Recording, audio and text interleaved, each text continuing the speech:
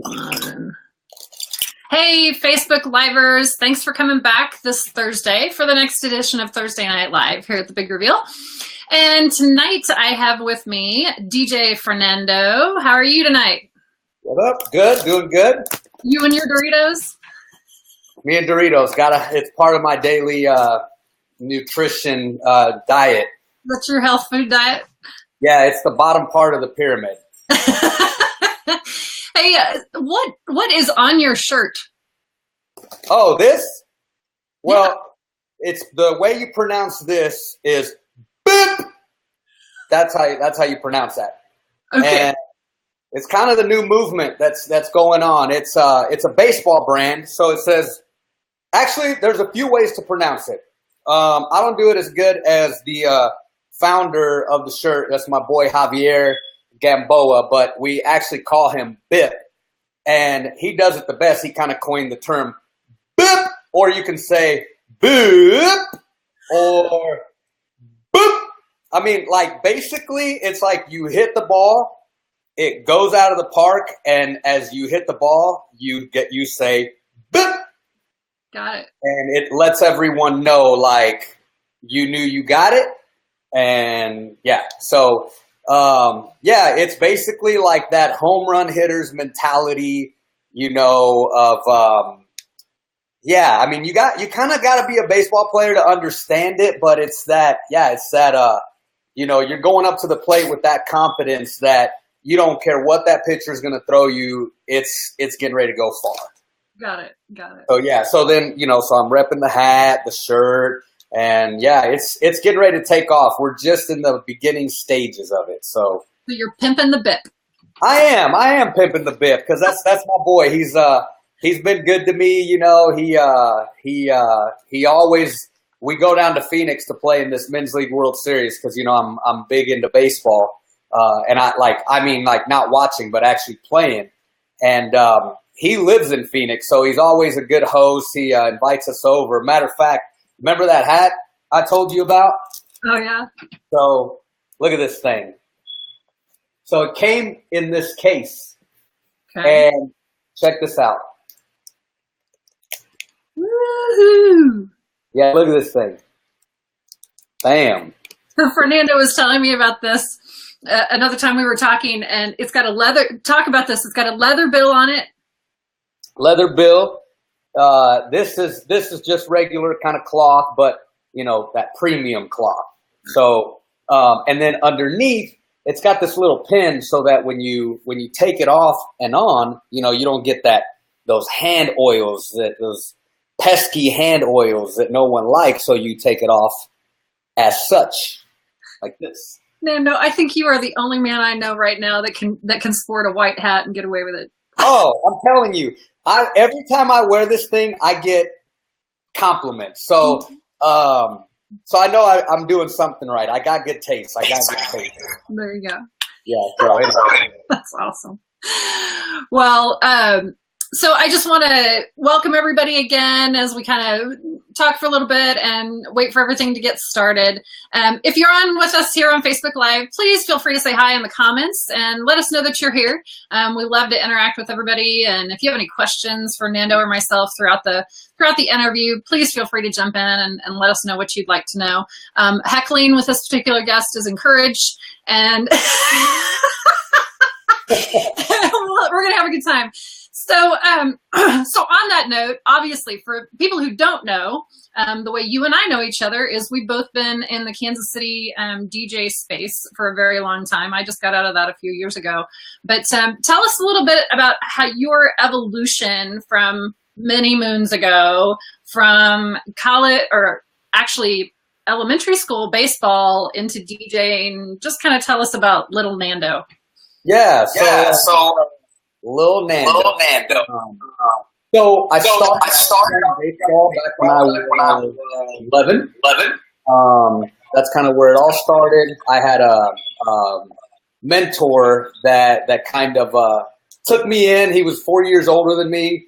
We lived in the projects, and it was pretty customary that you get picked on quite a bit. And the 14-year-old guys that get over here, man. And then you're like, okay, if I go over there, I know they're gonna hit me and kick on me. And if I run away, I know they're gonna chase me and do it. So I mean, it was a loop. And so my friend Jose, his name's Jose Arzaga, and he kind of took me under his wing. Again, he was 4 years older than me, so he didn't have to do that. And we both had a love for baseball. I mean, actually, he's the one that helped instill that love for baseball. And he was always there to practice when I wanted, always there to hit with me when I wanted. And, I owe that to him. And since baseball has been such a big part of my life, and still is, I feel I owe a lot of, where I'm at now in life to him. Unfortunately, he was shot and killed when he was 18. We lived in a pretty rough area, and some guys, that were out for no good, pretty much shot him in front of his family. And so he's no longer here. And so, I think about him almost every day and kind of think about how proud I hope that he is of where I'm at, because a lot of it is because of him. And so, man, I got serious. But I mean, it's important because it's part of who I am. I learned a lot from him. He instilled a lot of the good qualities that I have, and so I just wanted to bring that up. So, and it just kind of went from there. I always loved baseball. I was good at it because I practiced all the time. I mean, and the thing is, I played with older guys. So I'm going to stop you. Sure. Is your laptop or something, it's got to be like on a movable space and your microphone's kind of doing weird stuff as you're moving around? Oh, maybe. Well, it's echo from me? Huh? Are you getting an echo? No, it just sounds muffled, like maybe your hand's over it or something. So you can just maybe I put got that on a that echo right now. Should I go to No, I think you're okay. I think if you put it on a solid surface, and just quit moving, you should be okay. Move around, and we're getting that vibe. So yeah, just put it on a solid surface. You should be good. I was breaking. Yeah, I know. Not on the dance floor. You're on the live TV here, dude. All right. Now I can break. There you go. That's better. Okay, so here we are. I kind of forgot where you left off, but you were talking about your friend that had such an influence. And you've also talked to me about your grandparents that were in Mexico and kind of how that, during those early years for you, how you kind of grew up in two different places. Well, yeah. Single family environment, just my mother. So I was fortunate enough to. I was born here, and at 6 months, my mom took me to Mexico and basically, dropped me off there with my grandparents, and she came back here to, get established, and after that, I just stayed there from 6 months until I was 7. So, so that's my grandparents were actually mom and dad to me, and they played a really, matter of fact, check this out. So here's them right there. Can you see that? Yeah. There's less people there, but yeah, I can see it. Super sweet. I mean, about as, they really spoiled me at a time where I needed that because, times were rough back home. Mom's working 2 jobs. And so her patience a lot of times ran a little thin. And so So after I was 7 years old, I would go back every summer, because I moved here and started living with my mom. But then I would go back every summer, and I mean, they gave me more love and affection than I could have ever wanted. So they played a big part in my life. I don't know if Miss Bosch is watching this, but Miss Bosch, from middle school. I mean, she took me in and really showed me what, you know, love and family was about at a time when I needed that. And actually, I know she's not watching this, but Nadine Wisdom, who was the cafeteria lady at Shawnee Mission North. So real quick, so I got caught living out of district when I was at Shawnee Mission North, and they basically were like, they were just looking for a reason to give me the boot, because I got in a little bit of trouble, yeah. And so the cafeteria lady, she went to the office and said to the vice principal, I'll never forget it. She was like, "How much does Fernando owe?" And it was like $1,100. We're talking to cafeteria lady. And she goes, "That's it, flat, 1,100? Vice principal said, "Yep, that's it." She took her checkbook out, wrote a $1,100 check, handed it to him, and said, "Fernando, get to class." I was like, boom. That's what I'm talking about.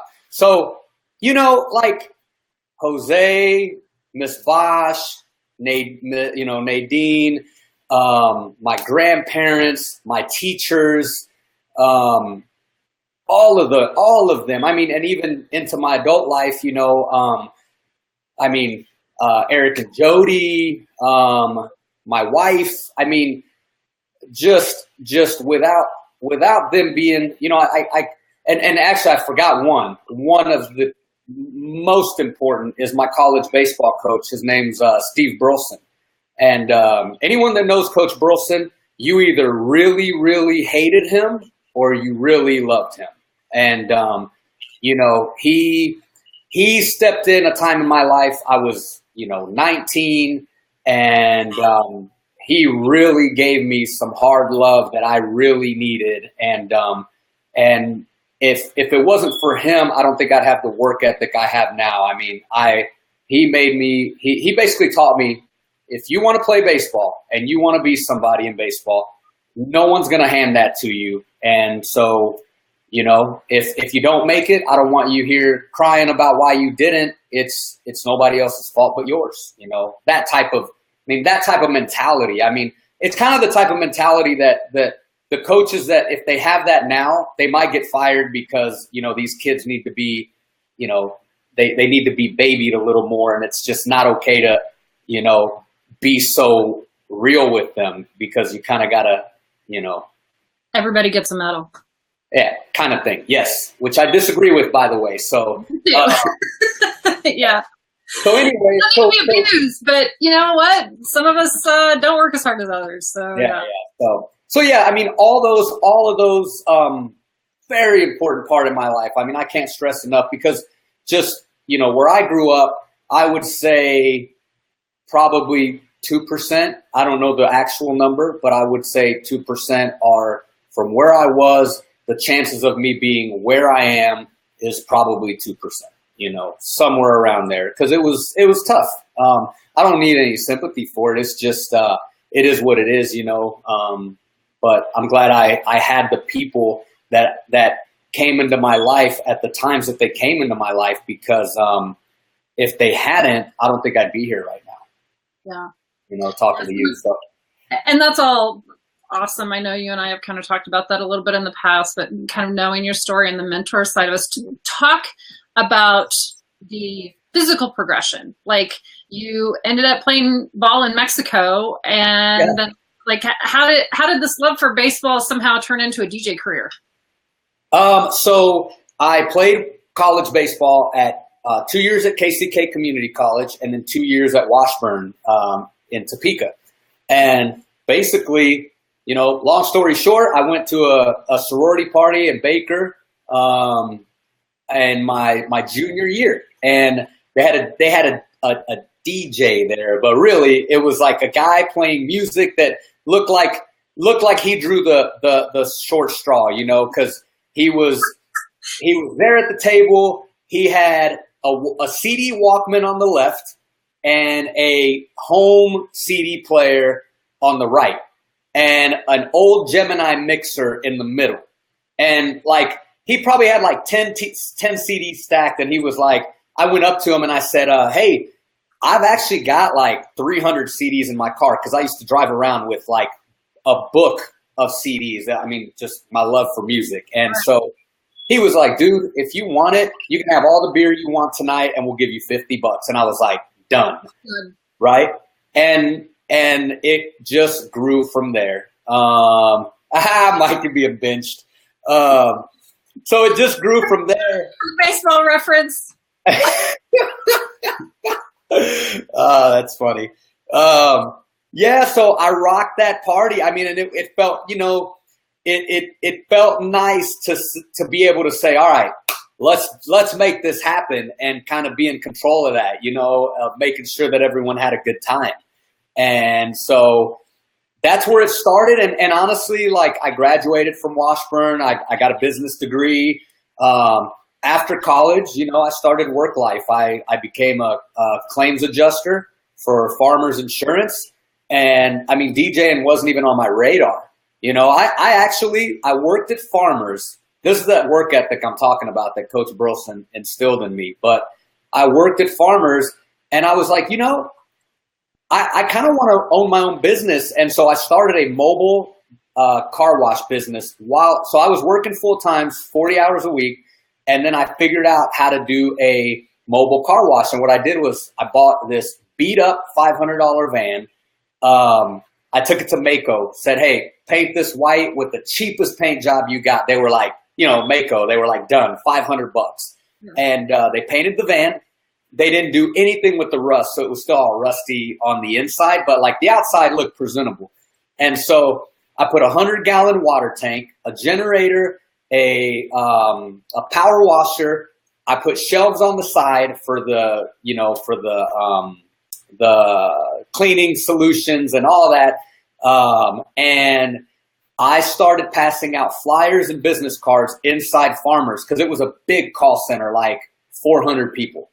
And I literally did a meeting and a presentation with like the building manager to tell him, hey, look, if you let me do this on campus, I can bring a van with everything I need, and this will give your workers an opportunity to get their cars cleaned while they work, which when they get off work, they'll be less stressed going into a nice, clean car. And they were like, why not? And so there I was on my days off, which at that time were Thursday and Friday, which was awesome because it was payday, right? So that's how I presented it. Like, hey, payday, want to get in your fresh, clean car, blah, blah, blah. And I would wash about 8 cars a day in the parking lot on my days off. So that was, you know, DJing was not even anywhere near the radar. And, but I don't know, now that I see everything it takes to do it at the level that fortunately I'm getting to do it at, that work ethic, it has stuck with me, and it's necessary because it's not easy. And so basically fast forward like 4 or 5 years, I started realizing like, hey, I still got this equipment from college. I've had a couple people ask me if I want to do weddings. And at the time I was like, you know, I really hate some of that cheesy wedding music. I can't see myself standing there playing that. And then, you know, I was like, but for $400, you know, like, why not? And so that's really where it started. Insert disclaimer, it's no longer $400, right? Yeah. That was 1996? That was 15 years. No. And even then, it was kind of like, you know, I mean, even then there was, you know, like a $700 or $800 DJ that was probably like hating me for, you know, being a bottom feeder kind of guy. But, you know, I didn't present myself as a professional. I was more like, hey, dude, you know, it was friends that were like, hey, man, I got speakers, I got some CD players. Let me just rock it. You know, I wasn't claiming to be a professional DJ. Yeah. And that's how it started. And then one day, my cousin asked me, shout out to my cousin Denise Olivas. What's up, girl? So she let me DJ her wedding I say let me DJ, but she was like, hey, you want to do my wedding? And obviously she's family. So I did it for free at what was then the Sawyer Room. you know, there I am. I walk in with my black hefty bag that has all my wires, literally like all my wires are just thrown in there. Like, I mean, it was just like a you know, a spider's web. Just, and I didn't think there was anything wrong with that. You know, I literally like shake out the wires, and taking them apart, and that's how I started. And Eric and Jody, though, they were the owners of the Sawyer Room at the time, and they came up to me and they were like, you know, we really like your style. We like the way you interact with the older guests, the younger guests, the kids. You just seem fun and you're not like cheesy. You know, what would you think if we recommended you? And I was like, well, absolutely, you know, and I went and made some business cards. I mean, like Vista print, like cheap, cheesy looking. I mean, I didn't mean for it to. It just, you know, it's just, I did what I knew at the time, you know. And so, I mean, I still have some of those business cards. I wish I had one right now, but they look so like, they're so bad. But I was trying, you know, and so they gave me a shot, and little by little, like I did like 3 receptions within the next, you know, 6 months there, then 6, then 10, then, you know, 2 years after that, I was up to 15. Then the next year I did 20 to 25. And then the following year I was booking like 35 weddings at the Sawyer Room. And slowly but surely, you know, I just got a lot better at what I did, became more professional at it. I started developing like really good relationships with vendors and even other venues, you know, like the one time I would be able to DJ at another venue, they were like, oh, we finally get DJ Fernando in here. We heard so much about you. But really that goes back to like the way Eric used to just tell couples so many great things about me. Word just would get around, and you know, and then they'd tell another venue like, man, we met with, you know, these guys at the Sawyer Room and they just talk so highly of this Fernando guy. And so I owe them a lot as far as, you know, like my beginnings in the, you know, in the wedding industry. When I started, you know, they gave me my first opportunity when, you know, nobody else really, you know, gave me that. And so I'll tell my grandkids about Eric and Jody because they really did make that kind of impact. And so still working together with them. They got a different venue, the De Leon now, and it's really grown to be a good relationship. So yeah, it's awesome. So yeah, that's. So on that note, in talking about kind of where you've come presently and things that you're doing, you had shared with me that you have really something cool that you're doing as far as mentoring other people, kids to be specific. Oh yeah, yep. We talked about that. So yeah, hey, I know, I get to going and I'm talking. Feel free to interject and interrupt me if you know. So yeah, feel free. No worries. Feel free to talk. So I did get a message from Mike says, hey, your wife says she can't see the live feed. I don't really, if she can't see, I don't really know how to give her instructions. Essentially, I'm going to jump onto I'm going to open another window here and open up Facebook. If you can't see the live feed, I would just suggest that you refresh your screen. For any of you that may be having sound problems or visual problems. So anyway, you can go ahead and answer that question. I'll try and see if I can jump in here and get Kate set up. Sure. So every once in a while here, I keep getting let me see. Test. Yeah, pretty bad echo. Side. Are you hearing that echo? I'm not hearing echo. I still kind of hear your wobbly voice every once in a while, but as long as you hold still, it tends to be pretty good. Okay, there we go. It's gone now. Okay. So yeah, this thing with the kids. So I've honestly, I've really wanted to do that for like probably past 5 years, you know, where I've thought, you know, I need to go back to like Harmon High School or yeah, see, Mike hears echo. Mike, do you still hear echo? Not now. Okay, cool. So I went to Shawnee Mission North for 3 years, and I went to Harmon for 1, but I also went to Argentine Middle School in Argentine. I went to Westport Middle School in KCMO, and I went to Switzer Middle School over there on the west side in KCMO. So mostly inner city schools. And so, I understand what those kids are going through and the struggles, and they're real. They're very real. And I'm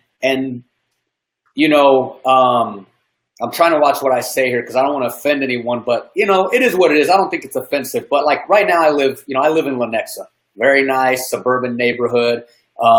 And I see my neighbors who have kids, and these kids they're spoiled rotten, not in a bad way. They just get, ballet lessons, baseball lessons, swimming, this and that, and Boy Scouts and this. And like, that's reality for them, but that's not a reality for all these kids, And I think a lot of times those kids also live in a bubble where they don't realize that there's another world out there, that this world exists, and they can have it, but they're going to have to overcome those obstacles that they were dealt, And I keep it very honest with them. I tell them, you were dealt a rough hand, but what are you gonna?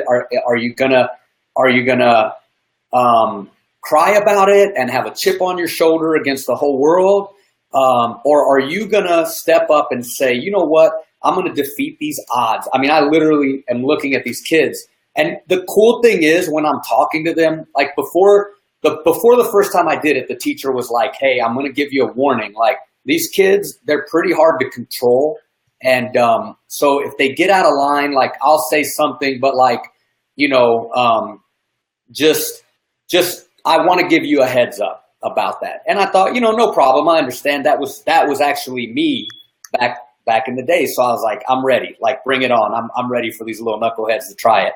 And honestly, like when I really started talking to them, and I was keeping it very real with them, I talk to them about the obstacles that they have that other kids don't have, and going home with only a mom there or nobody there, and nobody being home until midnight or 1, and like our kids will never know that, and they will never have those challenges that they are challenges. Like growing up myself, my mom had 2 jobs, and we lived in the projects, and we literally put a board on our door, and we had like 3 locks, and my mom would have to knock on the window, and I would have to undo 3 locks and put this board up to let her in, and our kids fortunately don't have that. So, this is what I talk to these kids about. Okay.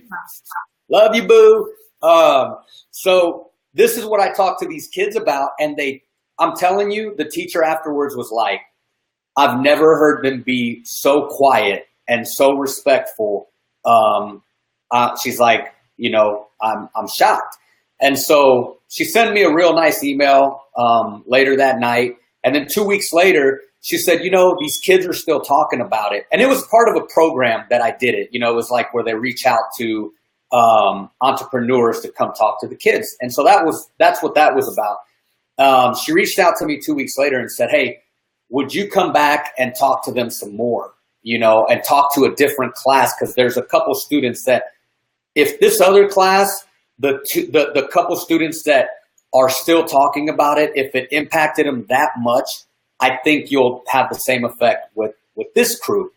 And I went back, did the same thing, and it was the same.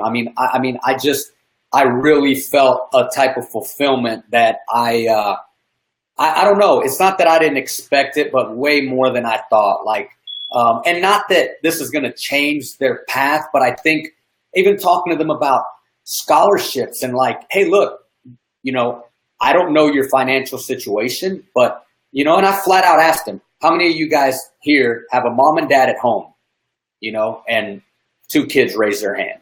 And so I'm like, if financially you have a single parent, how many of you here think that you have to be rich to go to college? And like 3/4 of that you have to have a lot of money, and 3/4 raise their hand. And I'm like, well, I'm here to tell you that's in your situation. That's not true. You know, you've got financial aid, or not financial aid, Pell Grants that you don't have to pay back. And scholarships. And I'm like, you don't even have to have good grades. I mean, they will give you money because of your financial situation, but you have to take advantage of it. You know, you have to really want to better your situation. And I mean, I won't go into in a complete detail, but it was a great talk. I mean, you know, these kids at the end of it, couple kids, I mean, literally came, hey man, thanks a lot, like shaking my hand, and the teacher was kind of gave this look like, who is that? Like, I've never seen him do something like that. So I'm going to go back in August when school's back around, and it's going to be more of a, so I'm going to come in and talk to freshmen, is what the teacher told me. And she's like, it's a good, I feel like it's a good foundation, the talk that you know, the topics you talk about, to bring them up to the freshman kids, because I think they'll also be pretty open to talking about these things, and it's kind of a message they need to hear.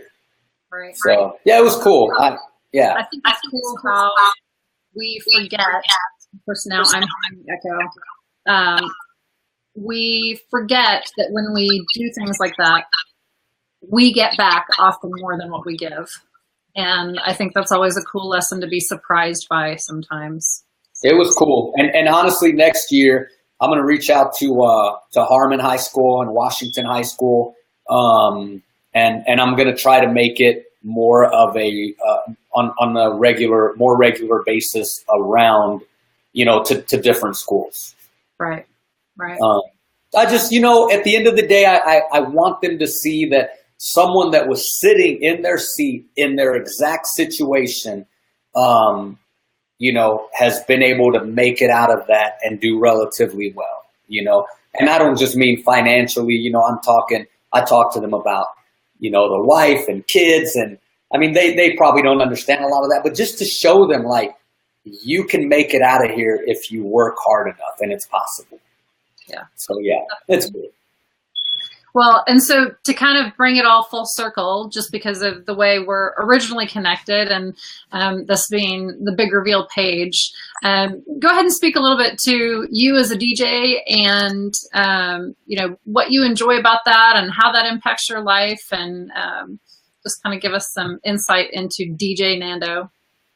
Well, so you see Mike Sy, you know, and his comments on here and his question. I mean, I'm telling you, I love the guy. But I, you know, these are the type of relationships I've built over the past 10 years. And I get along with so many wedding vendors. I can't even count. I mean, not just get along, but like, you know, have as soon as we see each other, hug type of relationship. Like, hey, what's going on? And, you know, just a very genuine, like, relationship with vendors and venues. And so yeah, I love that part of the business.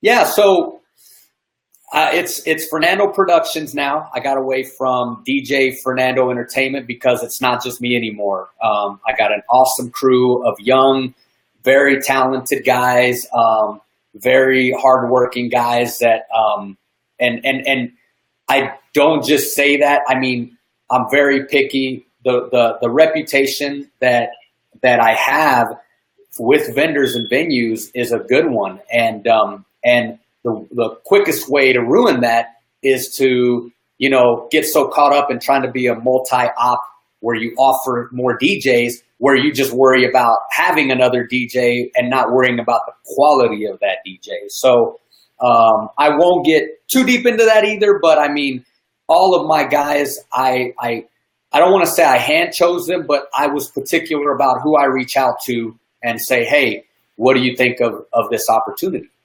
Yeah. And not everyone gets that phone call. And I do my research and I find out a lot of things that they don't even know I've researched by the time I reach out to them. But that's important. But life, you know, for me right now, super busy, super fortunate though. It's a very, it's a balance, you know, like everyone. It's that work-life balance. It is. I'm a small business owner. It really is. I really am now. And And what I mean by that is, you know, you don't just work 8 to 5. I mean, you work, you know, it might be 8 to 2 and you might get a lunch break, and then you get, you know, then you get meetings from 3 to 5 and then another one from 7 to 8, you know, and that's just how it is. And you have to be able to balance family life with that. That being said, I will say that, you know, I mean, everybody knows I always brag about Kate being awesome and amazing. And I joke. I mean, I joke when I say it, but like, I really think my wife can write a book on how to be an amazing wife. You know, it's just super. I mean, she's so selfless. She's so, I mean, it doesn't matter. You know, she DJs as well. And it doesn't matter if we both DJ'd that night. We both got to bed at the same time. The next morning, you know, she's catering to me. She's not worried about, hey, we got home both at the same time. How about you get up with the kids? I mean, she's like, you know, I'm like, hey, let me get up at, no, you stay, you rest, get your rest, you know, and it's those little things, you know, like if she's not DJing and I am, you know, she'll text me and say, hey, I've got a glass of ice water in the fridge and I went and got you some bowlings that's in the fridge. Like those things, you know, like, and she knows like we have weeks where it's super busy. We can't even go on a date. You know, we got 3 kids, so we're juggling that too. But take that on top of meetings and then DJing Saturday that really starts at like 11 a.m. all the way until 1 a.m. in the morning. Other wedding vendors that are on here, they understand what I'm talking about. You know, it's not an 8 to 5. And trust me, I'm not complaining because of all that, I charge accordingly. You know, I charge what I feel that, and don't get me wrong, I'm not brand new. So if you're brand new, this may not apply as much because, you know, you kind of got to get going, and I understand that. But now, like, I charge what I'm worth and what my time is worth and what my knowledge is worth and the equipment I've invested in and all of that. I mean, all of that, that's why, you know, I flat out tell couples right out of the gate, I'm not the least expensive DJ. And I don't want to, you know, I don't gimmick them and say, oh, well, hey, how about I throw in free this and free that? No, everything costs me. And so I'm happy to provide it for you, but there is a fee and it's always very reasonable. But yeah, you know, it's worked out very well for me. But again, I couldn't do it without, I mean, I know it sounds, I really mean this. I mean, so much of my business comes from other vendors, other venues, and my previous couples, you know, so much of it. So to sit here and say, oh, I'm just this marketing guru and whiz and, you know, all these couples I get are just because I'm just really good at booking, you know, no, I mean, if I didn't have that traffic, I wouldn't have an opportunity to, you know, sell my services. And I owe all of that to, and they know who they are. I don't want to name specifics because, you know, you'll forget 1 or 2 and be like, you know. And you got one great bridal show that you do every year. I do have this awesome bridal show. What's the name of that thing? Oh, I'm sorry. Our connection's dropping.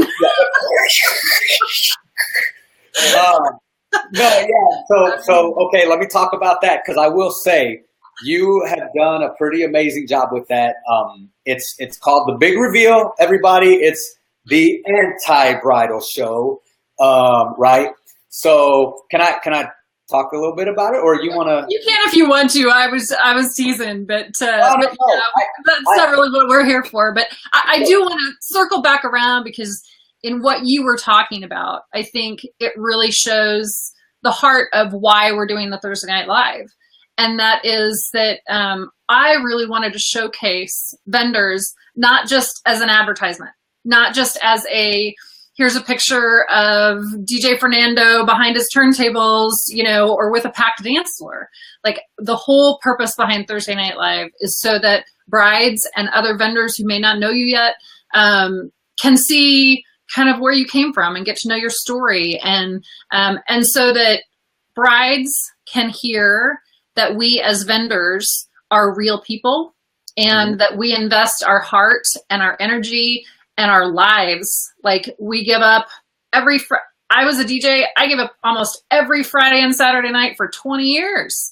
Right. I missed friends' weddings. I missed funerals. And I think a lot of times when people are planning weddings, they kind of forget all that goes into that. And so that's part of what Thursday Night Live is about, is showing vendors as a person, not just another thing on your checklist to say, hey, I got that booked and we're good to go. So, on that note, I'm really also very fortunate in that, the DJ role, I mean, your role is it's fun. It's got fun associated with it, right? And so, like, I mean, I take full advantage of the fact that, like, these couples are they themselves also don't just want you to be a check mark. They really don't.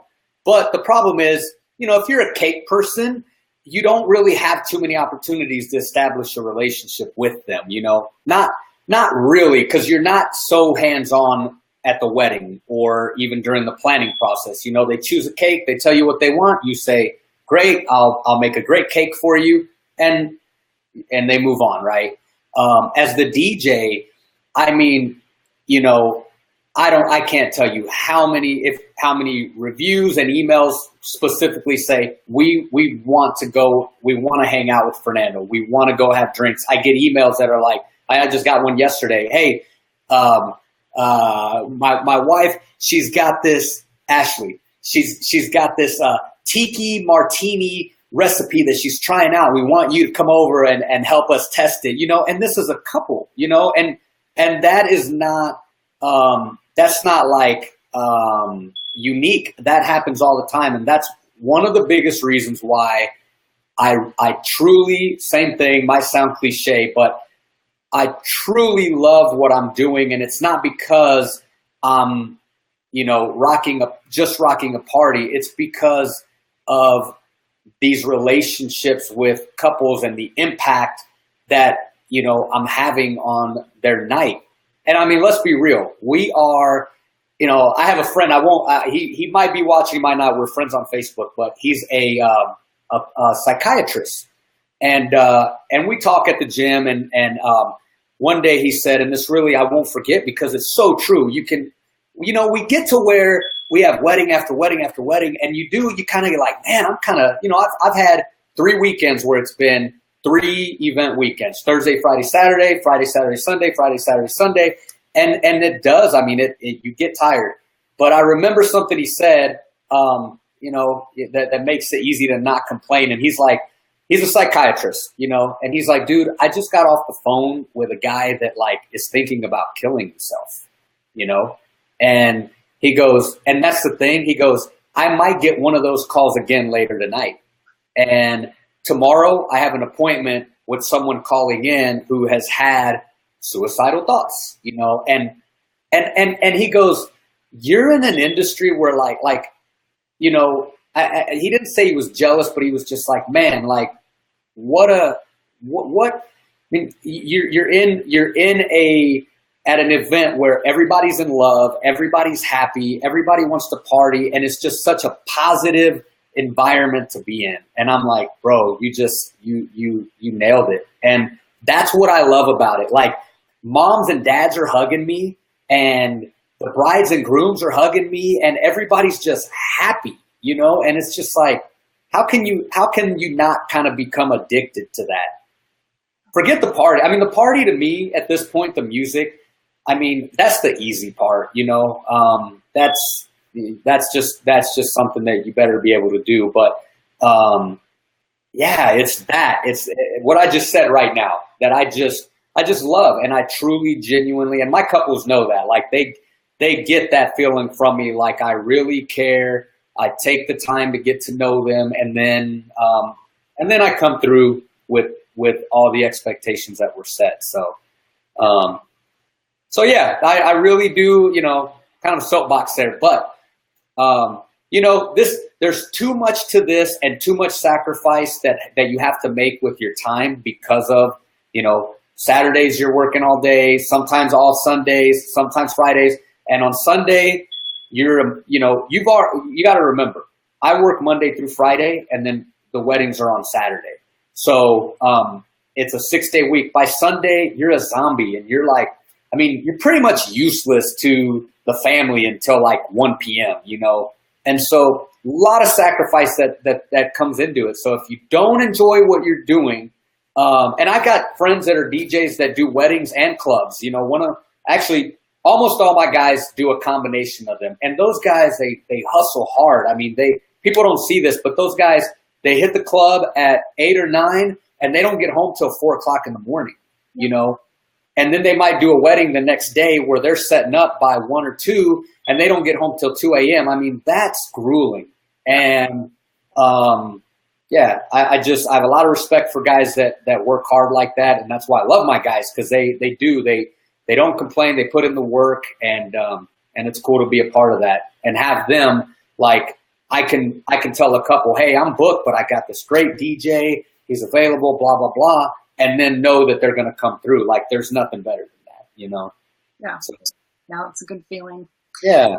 Okay. So to address, we've only got one heckler, I guess, tonight, which is Mike. And is there anybody else out there except for Mike and Jody? If you're on, jump on and say hi. Oh, yeah. Hey, Jody, what's up? And Mike, love you, bro. That's so Mike showed up. What's your favorite song? So I DJ'd last Friday, and Mike messaged me. He's like, hey, where are you at? Is your reception still going on? I'm like, I got like 10 minutes. He literally shows up like 3 minutes later because he was right down the street. And, you know, he helped me. I mean, he went around and picked up the up lights and gathered them up. And he's like grabbing the cart and bringing it. And I mean, like, I'm like, what are you doing? He's like, hey, I got it, man. I'm like, put that stuff down, dude. He's like, no, what else do you need? And I'm like, all right, man, you know you're not getting paid for this, right? And he's like, whatever, you know. But just like I said, yeah, see, he knows he did. Yeah, you know what? Mike's the most helpful, nice stalker we'll ever know.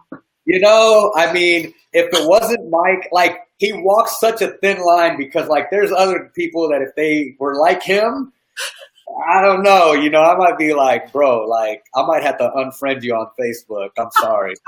I have to give a shout out to Mike. He did a free photography class with me one day, and I was very appreciative of that. So add Wedding Crasher and Selfie King. That's right.